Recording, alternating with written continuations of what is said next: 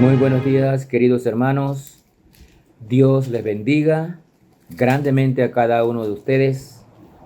Y estamos aquí nuevamente para seguir compartiendo la bendita palabra de Dios. Y como hemos dicho en ocasiones anteriores, estamos desde inicio de año compartiendo con ustedes los hechos de los apóstoles. Porque no podemos ver los hechos de los apóstoles como una simple historia. Es un libro histórico, pero hay tantas enseñanzas que debemos aprender y aplicar a nuestras vidas. Tomar ejemplos que hay allí para que nosotros llevemos una vida agradable delante del Señor. Debemos entender todos, debemos aprender todas las vicisitudes que pasó la iglesia cristiana verdadera, que se inició en Jerusalén, en el aposento alto, una vez Cristo ascendió al cielo. Luego que vino el Espíritu Santo prometido por el mismo Cristo y se derramó sobre los creyentes que estaban reunidos allí, unas 120 personas.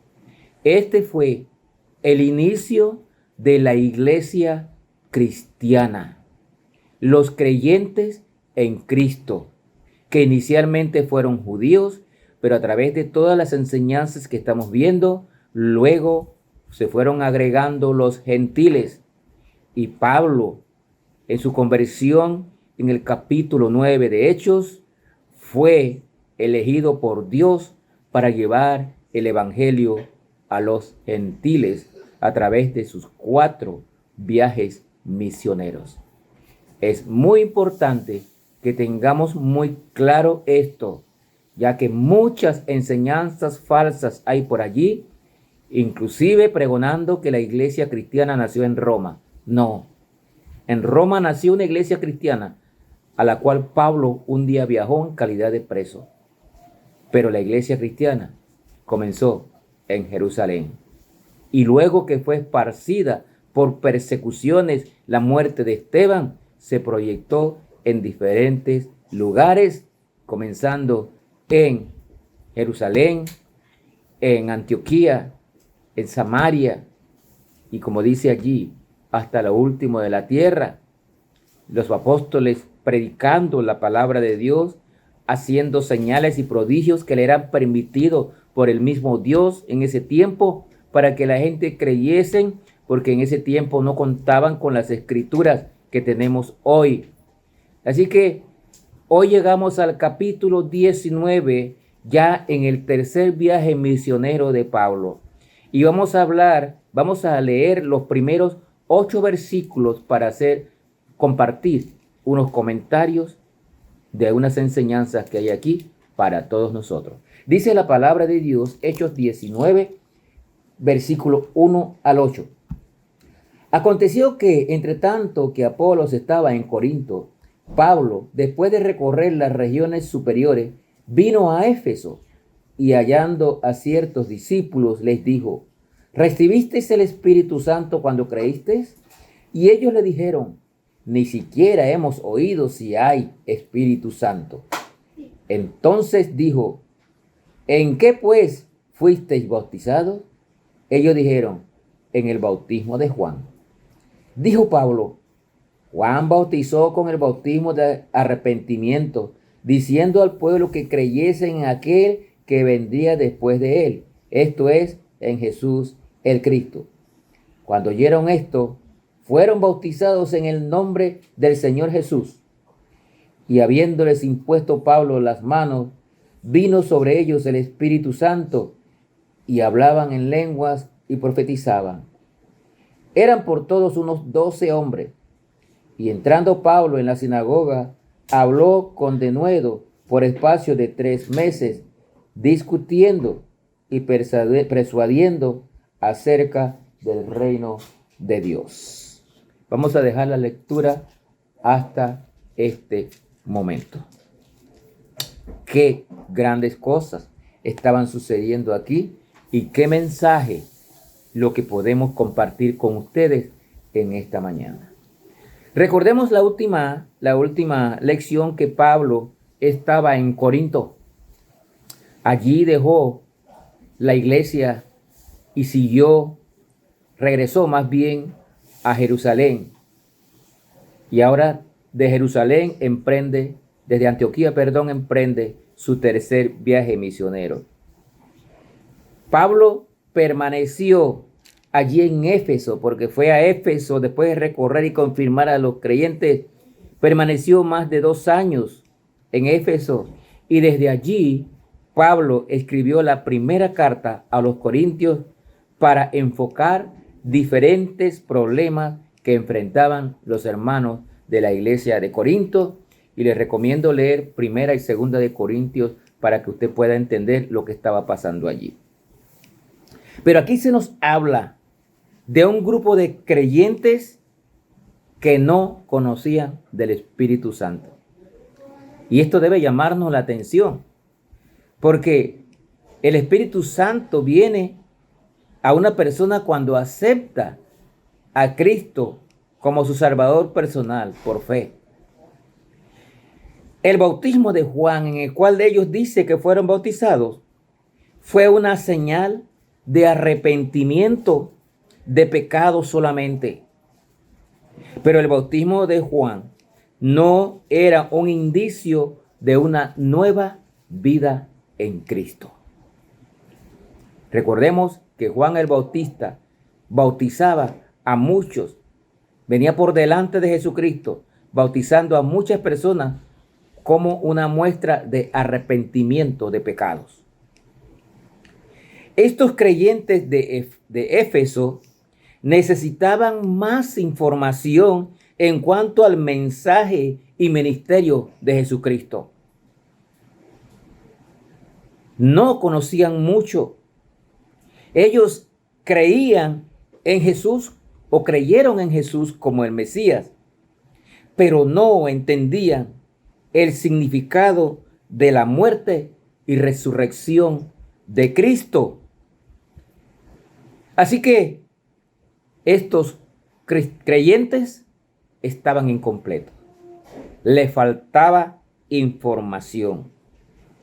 No conocían del ministerio de Cristo ni la obra del Espíritu Santo. Algo importante.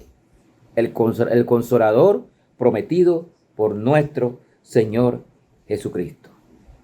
Ser cristiano involucra cambio de actitud, que significa o se representa con el arrepentimiento.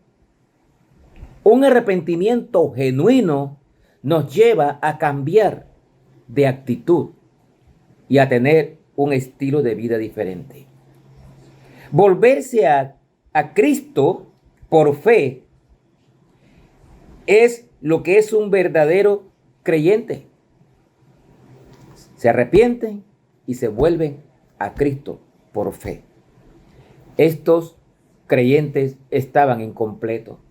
Por eso Pablo, cuando llegó allí, les preguntó si se habían bautizado en el Espíritu Santo, y ellos contestaron que ni siquiera conocían del Espíritu Santo. Creyentes incompletos por falta de información. El Espíritu Santo llega a una persona en cuanto profesa su fe en Cristo. Pero en este caso, Dios permitió que fuera después, porque el conocimiento de ellos era incompleto. Fue un evento único. Tenía que haber allí un derramamiento del Espíritu Santo para que ellos comprendieran. En un inicio ellos no sabían del Espíritu Santo, pero después la plenitud del Espíritu Santo les confirmó como creyentes y miembros de la iglesia. Un verdadero creyente por fe en Cristo recibe el Espíritu Santo de inmediato. Pero este grupo de 12 discípulos no conocían del Espíritu Santo. Por eso Pablo tuvo que intervenir para que hubiese en ese momento un derramamiento del Espíritu Santo sobre ellos. En Pentecostés fue el derramamiento formal del Espíritu Santo a la iglesia. Pero otros derramamientos que podemos ver en el libro de los Hechos fueron la forma en que Dios añadía a nuevos miembros a la iglesia. Fueron eventos únicos. Actualmente, cuando usted le habla de la palabra de Dios a una persona, usted le habla de Cristo y esta persona recibe de verdad por arrepentimiento genuino y por confiar en Cristo recibe su salvación, de inmediato recibe el Espíritu Santo. Y es por eso que es importante cuando nosotros testificamos enseñarle a las personas lo que dice el Evangelio. Porque de lo contrario serían creyentes incompletos si no conocen la muerte y resurrección de Cristo en favor de la humanidad. Si una persona por fe recibe a Cristo como Salvador personal, claro en lo que dice el Evangelio, va a recibir el Espíritu Santo de inmediato. El Espíritu Santo va a venir a la vida del nuevo creyente y va a obrar en esta persona. Y por eso la persona va a ser movido a llevar un nuevo estilo de vida. La señal de la verdadera iglesia. Y nótese que hoy existen muchos lugares que se llaman iglesias. Pero una verdadera iglesia no es simplemente enseñar la sana doctrina. No es simplemente eso. Una verdadera iglesia no es simplemente hacer buenas obras. Son parte de lo que debe hacer la iglesia. Una verdadera iglesia se manifiesta por la obra del Espíritu Santo en cada uno de sus miembros. Esa es una verdadera iglesia. La pregunta es, ¿se nota en su iglesia la acción del Espíritu Santo en cada miembro? ¿O solamente están pensando que por buenas obras ya está todo? Debemos practicar la sana doctrina, la verdadera doctrina, porque hoy en día hay muchas falsas doctrinas por allí. Pero además de practicar la sana doctrina, es importante que la iglesia demuestre la acción del Espíritu Santo en la vida de cada uno de sus miembros. Le dejo con esta exhortación. Cuando hable de Cristo, enseñe bien la palabra de Dios. Enséñele la sana doctrina. Muéstrele a la persona lo que hizo Cristo en la cruz, su muerte y resurrección en favor de la humanidad. Muéstrele que Cristo murió por sus pecados. También muéstrele que todos somos pecadores, para que la persona se arrepienta y verdaderamente reciba a Cristo como Salvador personal y reciba el Espíritu Santo en su vida, y entonces será un verdadero creyente. Que el Señor le bendiga.